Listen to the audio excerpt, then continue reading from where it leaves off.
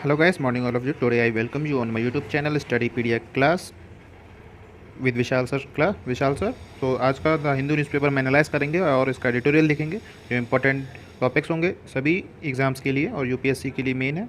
और आज है 2 जून 2021 और है वेडनेसडे।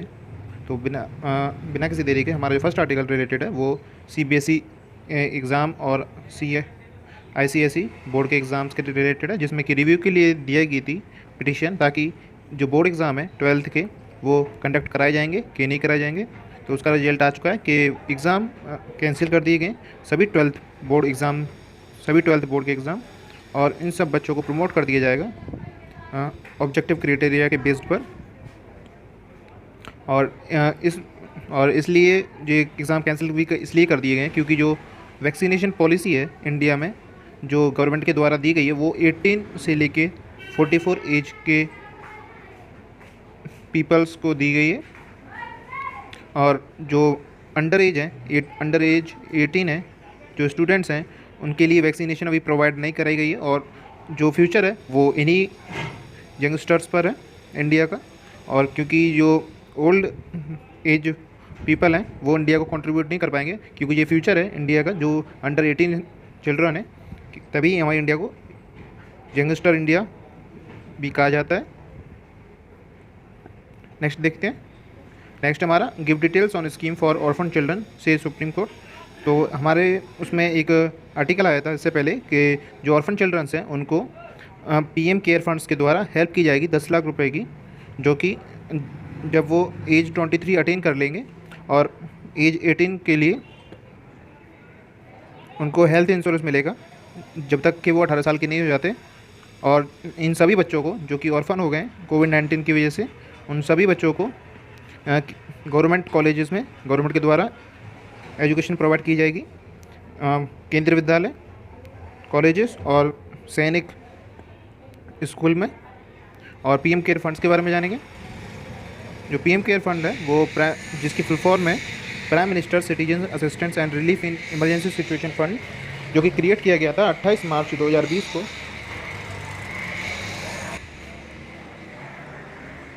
और ये इसलिए बनाया गया था क्योंकि जो कोविड-19 पेंडेमिक है इंडिया में आ गया था, और ये फंड इन सभी से लड़ेगा ताकि रिलीफ मिल सके कोरोना वायरस आउटब्रेक से। और फ्यूचर में जितने भी सिमिलर पेंडेमिक आएंगे उसमें भी ये फंड प्रोवाइड कराएगा।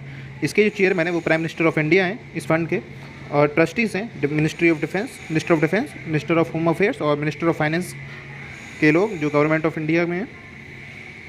और प्राइम मिनिस्टर ऑफिस ने बताया है कि had many requests to help in the war against COVID-19. According to the fund, this was set up.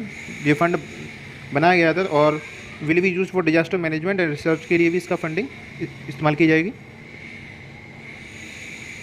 Next देखते हैं। IMD monsoon rain outlook to 101%। तो IMD की फुल फॉर्म क्या होती है? India meteorological department. ये इसने एक्सपेक्ट की है कि इंडिया की जो रेनफॉल है वो बढ़ा दी गई है 101%, जो कि हमारे LPA 88% हुआ करता था, वो रेन को बढ़ाते हुए 98% हो जाता था, लेकिन जो मिनिमम है अब वो 101% कर दी गई है। LPA क्या होता है? लॉन्ग पीरियड एवरेज, जो कि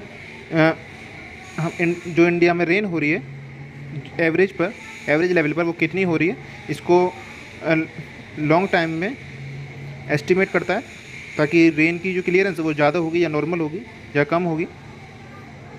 तो अभी जो बढ़ा दी गई है ये 101% कर दी है एवरेज। लॉन्ग पीरियड LPA हमारी 101% है, जो कि अब नॉर्मल कर दी है 96 से 104% LPA, जो कि पहले थी 88 से 98%। लेकिन अगर अभी भी 96% से कम जाती है तो वो भी LPA में काउंट होगा। और जो रेन है वो अब और दिखने के लिए मिलेगी मानसून में जून और सितंबर मंथ में, जो कि अप्रैल में एस्टिमेट की गई थी ख़त्म होने के लिए। IMD के बारे में जानते हैं। जो IMD है वो ministry of India metrology department में जो एजेंसी है ministry of science earth science की, जो कि गवर्नमेंट ऑफ इंडिया के अंडर में आती है। ये एक प्रिंसिपल एजेंसी है जो कि रिस्पॉन्सिबल होती है हमारी मेट्रोलॉजिकल ऑब्जर्वेशन के लिए और वेदर फॉरकास्टिंग और सिस्मोलॉजी के लिए। इसका हेडक्वार्टर दिल्ली में, और इसमें 100 ऑफ ऑब्जर्वेशन स्टेशन हैं जो कि इंडिया और एंटार्क्टिका में सिचुएटेड है। और इसका रीजनल ऑफिस है मुंबई, कोलकाता और नागपुर, पुणे।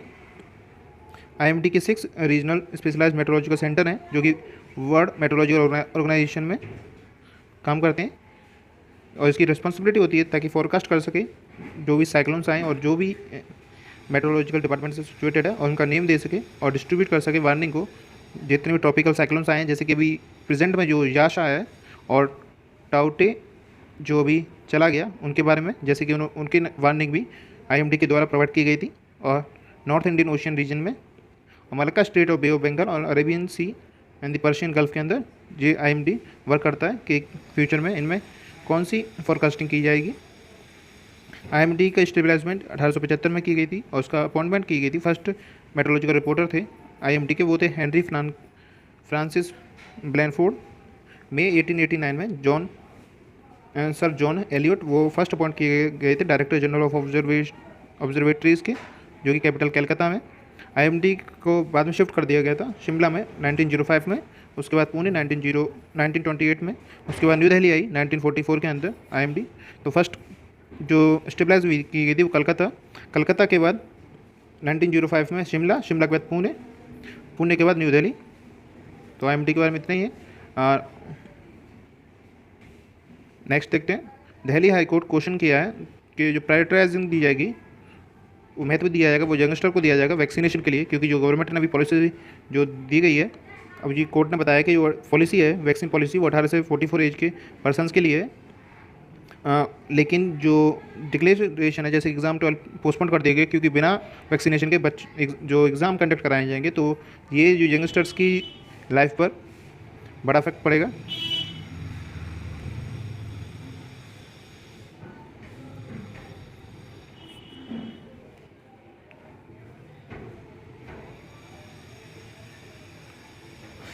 और जो लाइफ पे इफेक्ट पड़ेगा तो इंडिया की जो यंगस्टर एज है वो ख़त्म होने लगेगी, क्योंकि जो हाई एज के लोग हैं वो फ्यूचर में ख़त्म हो जाएंगे, तो उनको जो कंट्रीब्यूट है उनका कोई ज़्यादा नहीं है। नेक्स्ट हमारा पेज नंबर 8 से, तो ब्रिक्स हेल्प करेगा इंडिया की ताकि कोविड-19 से फाइट कर सके, ये चाइना मिनिस्टर ने कहा है, जिनका नाम है वांग जी, जो फॉरेन मिनिस्टर हैं चाइनीज़ के।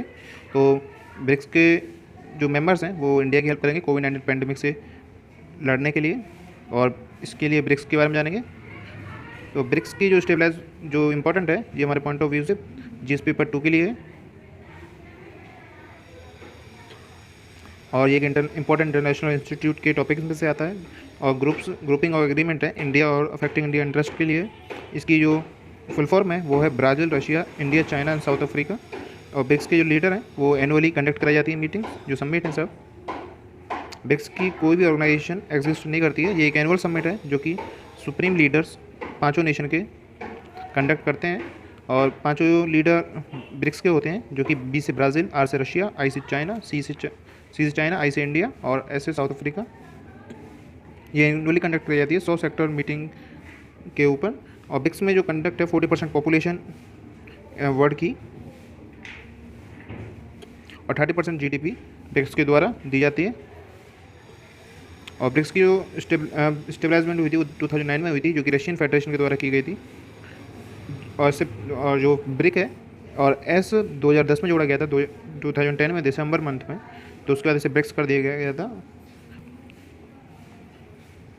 और उसका जो ऑब्जेक्टिव है ब्रिक्स का वो है ताकि जो इंटेंसिफाई कॉर्पोरेशन, बॉर्डन और डीपिन, ताकि जो इंडिविजुअल कंट्रीज़ हैं उनको मोर सस्टेनेबल और इक्विटेबल और म्यूचुअली बेनिफिशियल डेवलपमेंट करा सके। नेक्स्ट देखते हैं।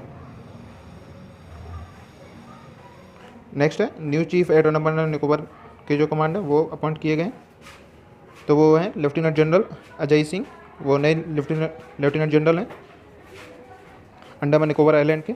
तो इसमें हमारा इंपॉर्टेंट बस यही है। नेक्स्ट देखते हैं। तो एक नेक्स्ट क्वेश्चन है हमारा इंटरनेशनल रेड कॉर्नर नोटिस से, जो कि इंटरपोल भी इसे कहा जा सकता है।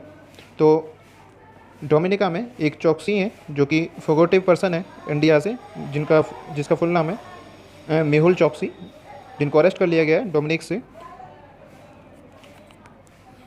और क्योंकि ये अरेस्ट इसलिए किए गए हैं क्योंकि इन्होंने इंडिया से 13,500 करोड़ का जो लोन लिया था, उसके फ्रॉड केस में ये इंडिया छोड़ के भाग गए थे और सेटल हो गए। अदर कंट्री में इंडिया से। तो अब इन्हें डोमिनिका में अरेस्ट कर लिया गया और इंडिया से फ़्लाइट भेजी गई है ताकि इन्हें इंडिया में वापस लाया जा सके। और इन्होंने जो मेंबरशिप है, अपनी सिटीजनशिप जो है वो एंटीगुआना सिटीजनशिप ले ली थी और 13,500 करोड़ था जो कि पंजाब नेशनल बैंक से फ्रॉड करके लिया था। और ये नेफ्यू है नीरव मोदी के, जो कि एक्यूज़ हैं पंजाब नेशनल बैंक के साथ। नेक्स्ट देखते हैं, चाइना की जो पॉपुलेशन नॉर्म्स हैं वो वार्मिंग के लिए China serving as India serve as warning for India. तो जो फोकस है वो स्टेबलाइजेशन करने के लिए जो चाइना ने पहले 1 चाइल्ड पॉलिसी थी वो 2 चाइल्ड पॉलिसी कर दी गई थी ताकि कंट्रोल कर सकें उनकी पॉपुलेशन को जो लास्ट 4 डिकेड्स में। और अब जो प्रेजेंट में है वो चाइना अलाउ कर रहा है कपल्स को कि 3 चिल्ड्रन मस्ट होने चाहिए हर किसी के पास, क्योंकि जो पॉपुलेशन है चाइना के अंदर वो ओल्ड पॉपुलेशन ज़्यादा है as compare to India. India में यंगस्टर पॉपुलेशन ज़्यादा है, तो जो फ्यूचर है वो यंगस्टर्स पर ज़्यादा डिपेंड करता है, क्योंकि फ्यूचर में आके वो अपनी कंट्री को सर्व कर पाएंगे। क्योंकि इंडिया ने लर्न किया है चाइना से कि जो एक्सपीरियंस है वो पॉपुलेशन पॉलिसीज़ का, वो पॉपुलेशन कंट्रोल करने के लिए मेजर्स लिए जाएंगे। उनको चाइना की पॉपुलेशन से क्राइसिस जो आते हैं और इंडिया में वो और भी ख़राब होंगे अगर जो ओल्ड एजेस है वो बढ़ जाएगी तो। नेक्स्ट देखते हैं, सुप्रीम कोर्ट ने स्टे किया है ऑर्डर ऑन ऑक्सीजन कंसंट्रेशन। तो ऑक्सीजन कंसंट्रेशन के बारे में जानेंगे। तो उससे पहले जो बताया गया है जो IGST लगता है, GST लगता है, जो IGST है GST का एक टाइप है IGST इंटरनेशनल GST, जो ऑक्सीजन कंसंट्रेटर पे लगता है जब वो बाहर से आते हैं तो उन पे GST लगता है। तो उसकी वजह से फंडामेंटल राइट टू लाइफ पर जो फंडामेंटल राइट है इंडिया का उसको ख़राब करता है, वॉलेट करता है।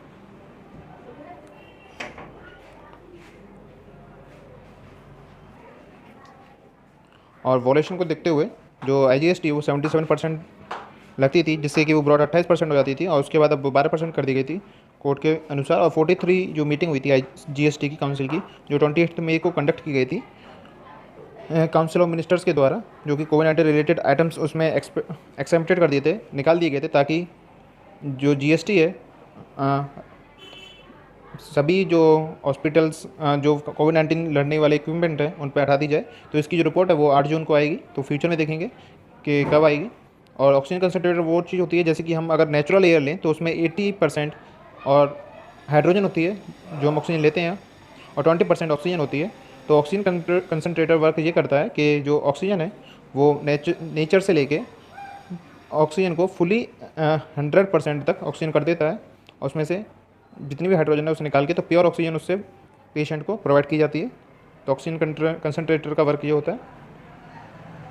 नेक्स्ट देखते हैं, panel had warn MHA for Lakshadweep.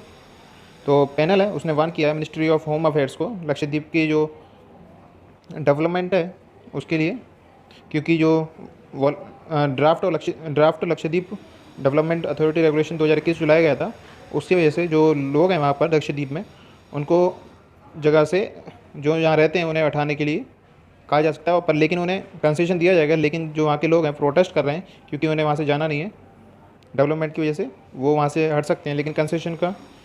लेकिन जो वहाँ के लक्षद्वीप के लिए लोग हैं वो ये भी कहते हैं कि जो यहाँ पर लेफ्टिनेंट जनरल थे जो कि अभी अजीज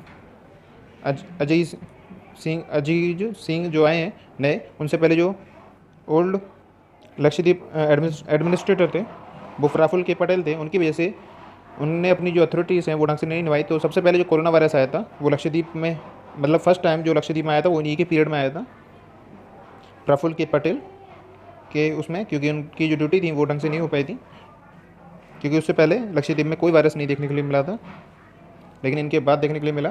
तो इसलिए प्रोटेस्ट चल रहा है क्योंकि जो डेवलपमेंट अथॉरिटी रेगुलेशन लाया गया 2021 में उससे डेवलपमेंट किया जाएगा लक्षद्वीप आइलैंड में। और इसमें टोटल 36 आइलैंड है लक्षद्वीप में, जो कि जिनके और जो 3 ग्रुप में बांटे गए, अमनीदीव आइलैंड, लक्षद्वीप आइलैंड और मिनिको आइलैंड। और लक्षद्वीप की जो कैपिटल है वो कावरत्ती है, जो कि लक्षद्वीप है एक यूनियन टेरिटरी इंडिया की, जो कि सबसे स्मॉलेस्ट यूनियन टेरिटरी है। और पॉपुलेशन जो टोटल है लक्षद्वीप में वो 93% पॉपुलेशन मुस्लिम्स की है, जिसमें साफ़ी स्कूल मेजॉरिटी में है और जो टोटल ST कैटेगरी में आते हैं शेड्यूल्ड ट्राइब्स में नेक्स्ट देखते हैं एनजीटी ऑर्डर यूपी गवर्नमेंट। तो एनजीटी ने ऑर्डर किया है यूपी गवर्नमेंट को ताकि वो एक्शन ले सके इलीगल सैंड माइनिंग पर। तो एनजीटी एक इतनी बड़ी चीज़ है कि जो यूपी गवर्नमेंट को एक ऑर्डर देगी। हाँ, तो क्योंकि नेशनल ग्रीन ट्रिब्यूनल इसकी फुल फॉर्म है, जो कि यूपी गवर्नमेंट को ऑर्डर दिया है ताकि वो एक्शन ले सके इलीगल सैंड माइनिंग के लिए, क्योंकि जो माइनिंग है वो एनवायरनमेंट को अफेक्ट कर रही है। और इन्होंने कई रेड्रेसल कई अप्रोप्रिएट मोबाइल ऐप के द्वारा रिसीव किया गया है कि इलीगल माइनिंग हो रही है हमीरपुर डिस्ट्रिक्ट में।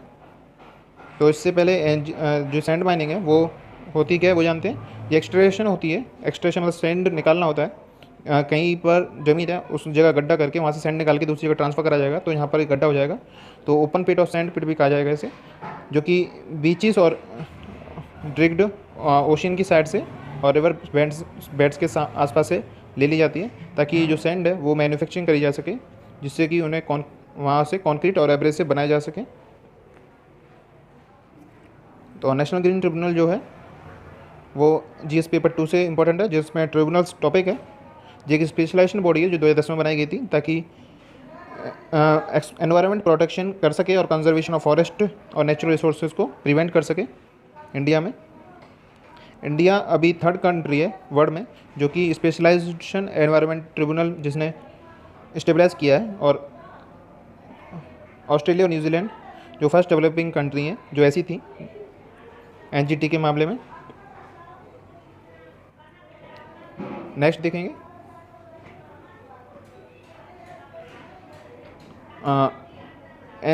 NCPCR track data on orphans.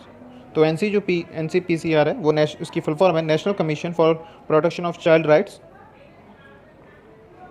जिसमें कि 10 ईयर चिल्ड्रन कंट्री के इमीडिएटली नीड फॉर केयर और प्रोटेक्शन, मतलब केयर और प्रोटेक्शन के लिए डिटेल्स बाहर आई हैं, जिसमें 9,346 चिल्ड्रन जो हैं वो अपने पेरेंट्स को खो चुके हैं इस पैंडेमिक की वजह से। तो अभी जो इंडिया में जो चल रहा है और इसकी वजह से जो बच्चे ऑर्फन हुए हैं उसकी वजह से जो ट्रैफिकिंग है वो इंक्रीज़ भी हो सकती है।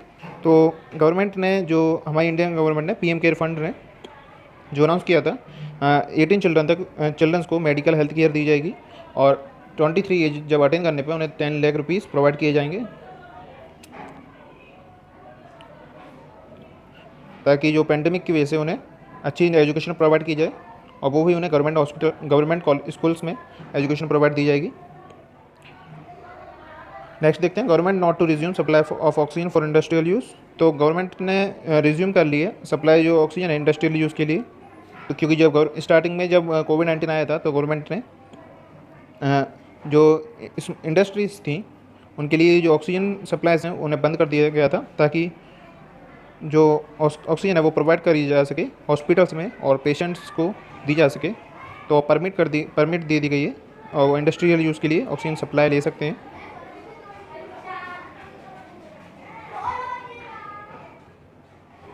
नेक्स्ट है वैक्सीनेशन जो रेट है वो लॉकडाउन को ख़त्म करने के लिए बहुत ज़रूरी है। तो ये ICMR ने कहा है, जिसमें इम्यूनाइजेशन दिया जाता है, मतलब इम्यूनिटी बढ़ा दी गई है 70% तक जो वल्नरेबल पॉपुलेशन है वर्ल्ड में। तो इसमें ये बताया गया सिंपल कि जो गवर्नमेंट है उसने जो अगर वैक्सीनेशन करवाएंगे जितनी जल्दी हो सके तो उसके बाद पॉपुलेशन जो है कोविड-19 अफेक्टेड पीपल्स की वो कम हो जाएगी और कोविड-19 को हम ख़त्म कर सकते हैं।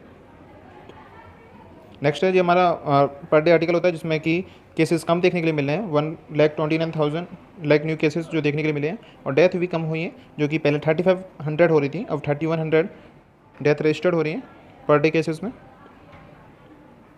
नेक्स्ट है चाइना ने एक ब्लॉगर को जेल में डाल दिया जो कि जिसने कि गलवान वैली पर कमिट किया था, जो कि कॉन्फ्लिक्ट हुआ गया था इंडिया चाइना सोल्जर्स में गलवान वैली में, जो कि लास्ट ईयर हुआ था।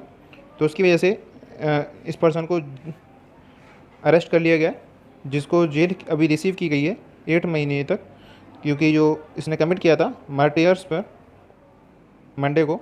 और ये जो न्यूज़ है वो ग्लोबल टाइम्स में भी रिपोर्ट की गई थी। और जो जेल है इसको हल्के में नहीं लिया जाएगा, इसको जो जेल भी भेजा जा सकता है 3 साल के लिए इसी केस की वजह से।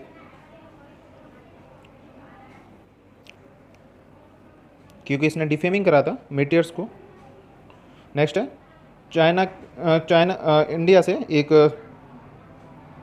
जो कि सिंगापुर रजिस्टर्ड कार्गो शिप था कोलंबो, जो कि फाइनली एक्सटेंड्यूज जो कि डच सेल्वेज कंपनी के द्वारा बनाया गया था वेसल MVX प्रेसपल्स, जो कि इंडिया से ट्रैवल करके मतलब इंडिया के पोर्ट से सेंड किया गया था सिंगापुर के लिए। तो सिंगापुर आइलैंड के पास, सिंगापुर जो कि कोलंबिया के पास, जिसमें कि 25 टन मैट्रिक एसिड था और केमिकल्स थे और 28 कंटेनर थे जो कि प्लास्टिक रॉ मटेरियल थे, उसमें आग लग गई थी। तो कम से कम 2 वीक्स तक, 14 से 15 दिन में वो आग बुझाई गई इस शिप्स में।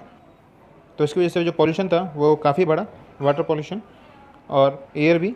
तो एनवायरनमेंट को इसकी वजह से बहुत इफेक्ट पड़ा था। और इस शिप का नाम है, आपको ये याद रखना है, शिप का नाम है MVX प्रेसपल्स। नेक्स्ट देखते हैं, चाइना ने रिपोर्ट किया है ह्यूमन केस को जिसमें बर्ड फ्लू स्ट्रेन है।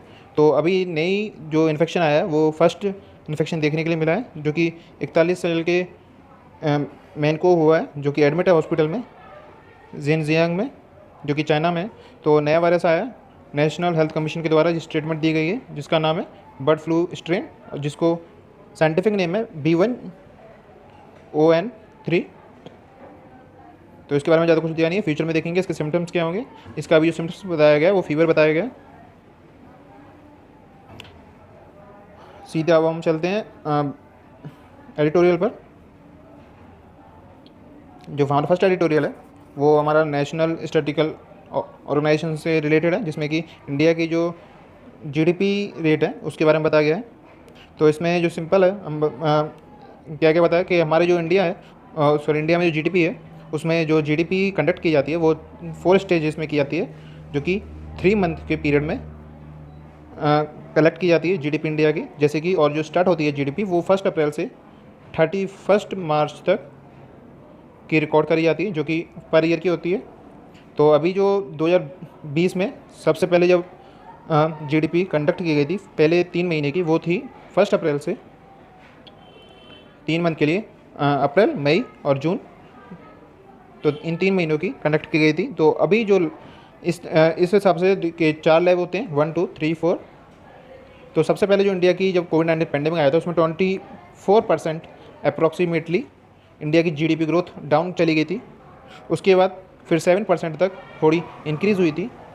उसके बाद 0.4% और जो इंडिया की GDP थी वो कम हो गई। अब फिर फोर्थ पीरियड जो आया था GDP का, जो कि मंथ था जनवरी से लेके मार्च तक 2021 का, उसमें इंडिया की जो GDP रेट थी वो 7% के पास थी। और जिसमें ओवरऑल जो GDP देखी गई है इंडिया में पूरे फाइनेंशियल ईयर 2020 और 21 की, वो 7.3% रिकॉर्ड की गई है, जो कि फुली जो कि पिछले जो GDP से कंपेयर करें तो कम है 7.3%।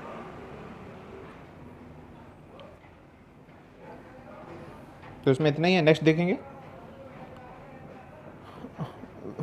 When too is too little, China demographic intervention has intended social economic council। तो ये जो आर्टिकल है वो चाइना की 1 चाइल्ड पॉलिसी के ऊपर है, जो कि स्टार्ट की गई थी 1979 में, जिसमें चाइनीज़ कम्युनिस्ट पार्टी ने इंट्रोड्यूस की गई थी वहाँ पर 3 चाइल्ड पॉलिसी। अब जो पॉलिसी है स्टार्ट कर दी गई है। तो स्टार्टिंग में जो 1 चाइल्ड पॉलिसी थी वो इसलिए कर दी गई थी क्योंकि जो पॉपुलेशन है चाइना की वो काफ़ी बढ़ रही थी। उसके बाद इंडिया की जो पॉपुलेशन है वो बढ़ती हुई नज़र आ रही थी, इसी वजह से कि चाइना ने 1 चाइल्ड पॉलिसी को कैंसिल करके 2nd चाइल्ड पॉलिसी इम्प्लीमेंट कर दी गई थी कंट्री में। और अब देखने के लिए ये मिला है कि जो फर्स्ट जो डिकेड है पॉपुलेशन सेंसस के चाइना में, उनकी जो पॉपुलेशन है वो 12 मिलियन बर्थ है 2020 में। और फ्यूचर में आते आते जो पॉपुलेशन है वो 264 मिलियन हो जाएगी, जो कि ओवर एज पीपल हैं उनकी वजह से।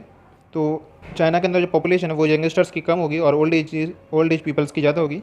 तो इसी वजह से चाइना ने पॉपुलेशन स्ट्रक्चर को देखते हुए 3 चाइल्ड पॉलिसी इम्प्लीमेंट कर दी गई है। और ये मस्ट कर दी गई है कि 3 चिल्ड्रन होने चाहिए चाइना में एवरी पर्सन पे। नेक्स्ट देखते हैं। नेक्स्ट जो हमारा न्यूज़ है वो है breaking the cycle of child labour is an India cent. तो जो चाइल्ड लेबर है वो इंडिया में पहले भी देखने के लिए मिलती थी और अब भी है, और अब पेंडेमिक के आने की वजह से थोड़ी चाइल्ड लेबर बढ़ दी गई है, क्योंकि जो इंडिया में अनएम्प्लॉयमेंट रेट थी उस जो कम बढ़ती हुई नज़र आ रही थी, उसी वजह से कई चिल्ड्रनों ने ऐसी लेबर वर्क किया, और जिसकी वजह से जो पहले जो एक्सिस्टेंस थी वो भी बढ़ गई चाइल्ड लेबर की।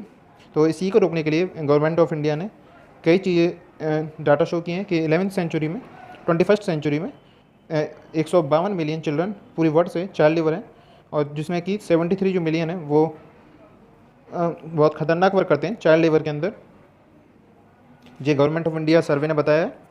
और जो लार्ज नंबर ऑफ चिल्ड्रन है इंडिया के वो वल्नरेबल कंडीशन में हैं, जिन्होंने फिजिकल और साइकोलॉजिकल रिस्क लिए हैं हेल्थ डेवलपमेंट में।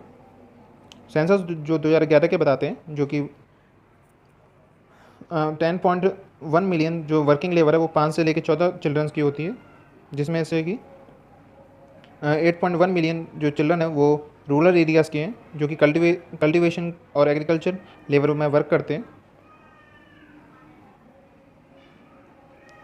और यूनेस्को ने एस्टिमेट किया था कि 2011 के जो सेंसस थे उसमें 38.1 मिलियन चिल्ड्रन थे जो कि स्कूल से थे, जिनकी एज थी 6 से 13। तो इसी को रोकने के लिए इंडिया ने कई स्कीम्स चालू की थी, जिसका नाम है जैसे कि Mahatma Gandhi National Rural Employment Guarantee Act, जो कि मनरेगा कहा जाता है, 2005 में स्टार्ट किया गया था, और राइट टू एजुकेशन एक्ट भी 2009 में स्टार्ट किया गया, और मिड डे मील स्कीम भी स्टार्ट की गई चिल्ड्रंस के लिए, ताकि वो स्कूल अटेंड कर सकें और गारंटी वेजेस मिले सभी एम्प्लॉयमेंट मिलेंगे अनस्किल्ड रूरल चिल्ड्रंस को। और गवर्नमेंट ने ये भी अनाउंस किया था कि 100 डे वेजेस भी अलाउ किया जाएगा मिनिस्ट्री ऑफ लेबर्स के द्वारा, जो गवर्नमेंट के द्वारा, ये 100 दिन की रोज़गार दिया जाएगा, जिससे कि जो लोग हैं उनको रोज़गार मिले। इसमें और ज़्यादा कुछ नहीं है। नेक्स्ट देखेंगे जो फेटल वार ऑन ट्रांसपेरेंसी है, इसके बारे में बताया गया है। तो जो ट्रांसपेरेंसी है गवर्नमेंट की, उसके लिए गवर्नमेंट ने राइट टू इन्फॉर्मेशन एक्ट लागू दे रखा है, जो कि इन्फॉर्मेशन एक्ट है, जिससे कि आप गवर्नमेंट से जाके कोर्ट में पूछ सकते हैं कि किस चीज़ के बारे में क्या होता है। तो राइट टू इन्फॉर्मेशन जो है उसके बारे में जानेंगे, इसका हिस्टोरिकल बैकग्राउंड देखेंगे, जो हमारे जो जीएस पेपर 2 से इम्पोर्टेंट है। तो इस जो आर्टिकल 19 में आता है इंडियन कॉन्स्टिट्यूशन में, जो कि 1976 में दिया गया था राजनरेन और स्टेट ऑफ यूपी केस के बीच में, और जो ट्रीट किया गया था fundamental right as under article 19। Supreme Court ने बताया गया इंडियन डेमोक्रेसी जो है पीपल्स जो है इंडियन डेमोक्रेसी के वो मास्टर्स हैं, और उनके पास राइट्स हैं, ताकि उनके पास नॉलेज रहे जो वर्किंग चल रही है गवर्नमेंट के द्वारा वो कैसी है। और जो राइट टू इन्फॉर्मेशन एक्ट है वो इनेक्ट किया गया था 2005 में, और प्रोवाइड की गई थी मशीनरी ताकि एक्सरसाइज कर सके फंडामेंटल राइट्स को। और सेक्शंस दिए हैं, ज़्यादा कुछ नहीं है। तो आज का वीडियो यही खत्म करते हैं दोस्तों, कल मिलेंगे। जब तक के लिए जय हिंद। चैनल को सब्सक्राइब कीजिए, वीडियो अच्छी लगी तो लाइक शेयर और बेल आइकन जरूर दबा दीजिए। जय हिंद।